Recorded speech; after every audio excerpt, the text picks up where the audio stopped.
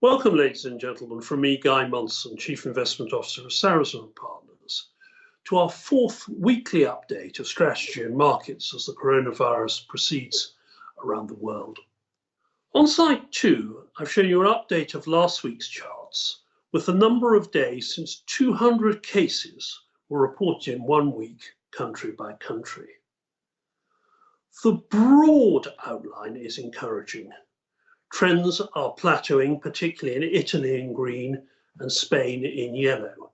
And while no one has yet got the downward trajectory we saw in Singapore, China, or South Korea, the trends are broadly better than academic expectations. Nevertheless, the challenge is huge. Total infections last week rose from 1 million to 1.5 million globally. And I'm afraid that last night, New York, Belgium, and tragically the UK saw their highest number of fatalities. On slide 3, I focus this time particularly on the impact in the emerging world. 81% of the world is now in some sort of lockdown, particularly intense in India, China, and most recently Nigeria. That is hitting very hard the 2 billion informal workers who are so much part of the workforce in the developing countries. These economies are facing a dual shock, an external demand shock in exports, in remittances, in tourism, but also a health shock because of their less developed healthcare systems and much less ability for taxpayer response. By comparison, in the Wall Street Journal, they indicate that the Indian population at 1.4 billion people has access to just 20,000 ICU ventilators, where the Americans, with a population of 327 million, have access to 160,000. On slide 4, you can see the impact of the tourism industry, for example. Arrivals at Hong Kong airport, at Thailand airport, almost down to zero. This is particularly tough on economies like Thailand, Turkey, the Philippines, South Africa, and Indonesia, where tourism receipts are such a significant part of overall export volumes. The IMF stands as their only real backdrop, and with a capacity of about $1 trillion, commentators saying this is half, a quarter, or even less than that of the total capacity that will be needed.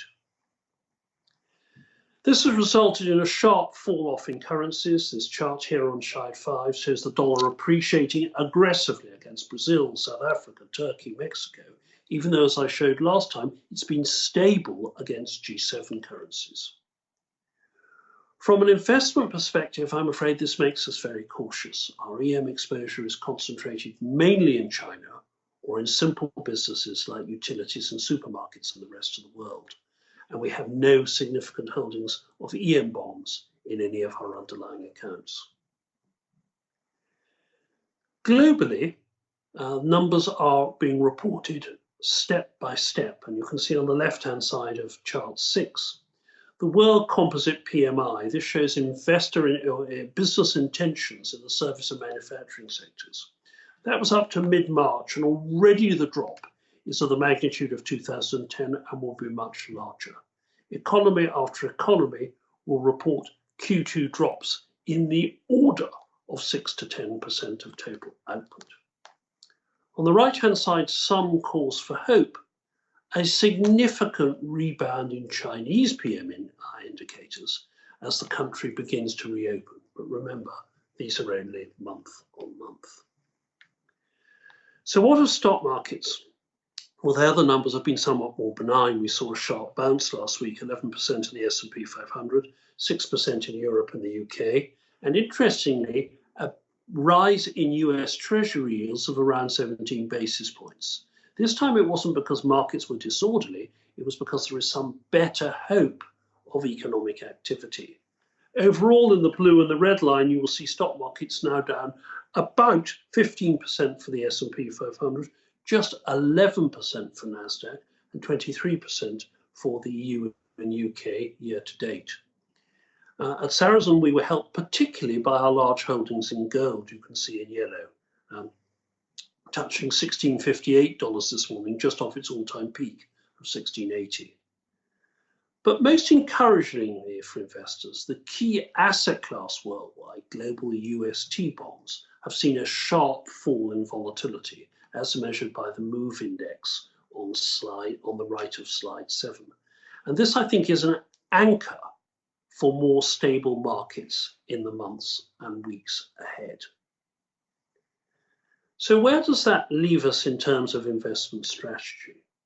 Well, on the left-hand side, you can see that government bond yields are now at or around zero in almost every major market. So that is the risk-free rate against which investors have to make an overall return. And that's going to be challenged by rising issuance in almost every country with a surge in debt to GDP ratios. So if you can find alternatives to those zero yielding bonds that offer you recurring income and dividends, the potential return looking out 12 to 18 months could be quite substantial. So where do we stand today? Last time I talked about the stress tests we're performing on our companies. This time I'd like to talk about a brief review of the 5 secular themes that drive our thinking: digitalization, automation, aging, evolving consumption, and climate change. Now, while some of the sub-themes have been damaged, like, for example, travel and experience as a result of the virus, our preliminary work shows that these are still priority areas for spending in CapEx in the years ahead. In particular, digitalization, the surge in the cloud usage, which is benefiting our holdings in Microsoft, Amazon, and Google. The increased use of connectivity in data centers, which benefits Equinix. Gaming for Tencent and Activision, first-time gamers, a major new consumer base. We're also convinced that climate change will come out of this an even stronger overall priority. So to summarize, we are neutral in our bond portfolios, added back some credit last week. We're gradually adding to our underweight equity exposure across these themes in equities, in alternatives, gold, renewables, and infrastructure, and our large precautionary cash balances gradually being drawn down to tentatively add to selective risk. Thank you.